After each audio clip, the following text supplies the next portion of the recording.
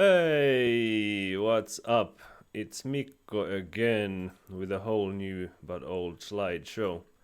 This one is about one of the most important public holidays in Finland. This is when buses don't run and it's raining, and yet somehow everyone is still drunk. Now, what is it? Well, it's in the title, so that's right. It's Juhannus or Midsummer. This is not celebrated in the Philippines at all, so here is some information. In Finland, Midsummer is Yöttömän yön juhla, the festival of nightless night, and it's celebrated around the summer solstice. And similar festivities are also observed elsewhere in Northern Europe, such as Sweden and Estonia. But because the amount of daylight varies a lot in Finland compared to the Philippines, so around midsummer there are hardly any hours of nighttime in Finland, and in areas above the Arctic Circle the sun doesn't set at all. I'll show you an illustration, although most of you know this thingy from school already. So this thing here is planet Earth, and as you know, the axis of rotation of Earth is tilted, so it's around 23 degrees with the orbital plane of the planet, and this produces seasons. And because different areas of Earth receive different amounts of daylight depending on the time of the year, so in the middle line here is the equator, and then I added the Arctic Circle and the Antarctic Circle into the picture as well. So here is the sun, it's shooting its rays at us. And if we pretend that this red blob here is Finland, and it's summer solstice, you can see that the area receives a lot of sunlight regardless of how much the planet rotates. So regardless of the time of the day, the sun is shining a lot. So this is why it's called the midnight sun. And even in the southern parts of the country, it might be 11 p.m. and it's still totally sunny. And then of course, around winter time, it's exactly the opposite. So the area of Finland receives very little daylight, and nights will be long and dark and cold, and the areas above the Arctic Circle would experience so-called polar night, or kaamos in Finnish, which means that the sun does not rise above the horizon at all for several weeks. The same would of course happen in the southern hemisphere, but on the opposite time of the year. Anyway, the point is that there's a lot of daylight available in Finland around midsummer, and then people party it out. So midsummer is one of the main holidays in Finland, and it's the only one that's most likely celebrated in warm summer weather, or at least there's a chance, because everything else takes place when the weather is probably pretty bad, like Independence Day, Christmas and New Year all take place in the winter, and Easter and May Day or Vappu are in the spring when the weather is also kind of unpredictable. So the average temperature in Finland around midsummer is usually around 20 degrees Celsius. And originally, midsummer was a pagan holiday associated with summer solstice that celebrated light, and people hoped for fertile and bountiful growing season and harvest and so on. But in many places, Christians celebrate it as the birthday of Saint John the Baptist.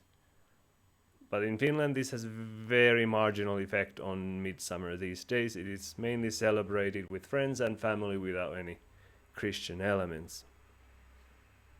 The exact date of midsummer varies year by year. Before 1955, it used to be June 24th, but since then it has always taken place on Saturday that falls between June 20th and 26th.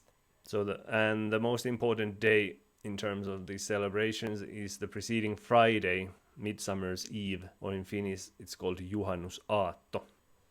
Midsummer is also stereotypically the start date of summer holiday season in Finland. In Central Europe, August is the busiest month in terms of summer vacay, but in Finland it's July. And often public transit has limited service in July in general. And on midsummer, there might not be public transit at all in some places, or at least it might be very limited. Here are some stereotypical activities associated with midsummer in Finland. So those privileged people who own a summer cottage, they usually go there or to the countryside in general, and major cities become like ghost towns. So if you have days off around midsummer, it might not be the best idea to plan a major sightseeing trips to the other side of the country around that time because many places will be closed that weekend. You usually celebrate midsummer with family or friends, and if you do not go to your cabin, you might go to a music festival or some other public celebration if you prefer an urban midsummer, or just celebrate it at home.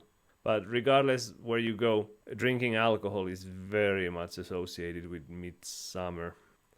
And weather permitting, people light up these large bonfires on beaches or other safe areas in the evening. In Finnish, they are called juhannuskokko. In Helsinki, the most famous is the Seurasaari bonfire organized by the city. These come from the European tradition of celebrating coming of spring with large bonfires. And then in Swedish-speaking regions, people set up these decorated maypoles or juhannussalkos. I'll show you a few pictures. Here is a picture of juhannuskokko and people on the boats and on the beach.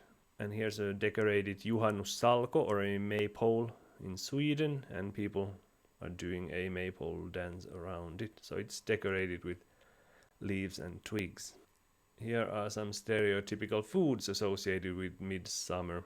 So basically anything that can be barbecued. If it's meat, it's usually sausages and steaks and so on. And another thing would be these uudet perunat, literally new potatoes. This is similar to creamer potatoes in the US English. Like these small-sized potatoes with very thin peels, barely no peeling required, and they often cook really fast. And then, of course, any alcohol beverages, usually beer. And the stereotypical way to die around midsummer is to consume a lot of alcohol, and then you take a boat out on a lake. And of course no life jackets, because as we know, alcohol not only makes you attractive, it also makes you invulnerable. And then you are out there on the lake and suddenly you need to pee because you drank so much. And then, especially if you're a man, you stand up to do that and then you fall overboard and drown. So that's the stereotypical way to go on midsummer. Or dying in a traffic accident on National Road number 4 before you've even made it to your cabin. Anyway, so that's midsummer for you. If you do not have a summer cabin and if you don't want to rent one, there are urban ways to celebrate midsummer as well. Just remember that in many places, stores and businesses might be closed and you might be walking around in literal ghost towns like this one with barely any public transportation in the rain.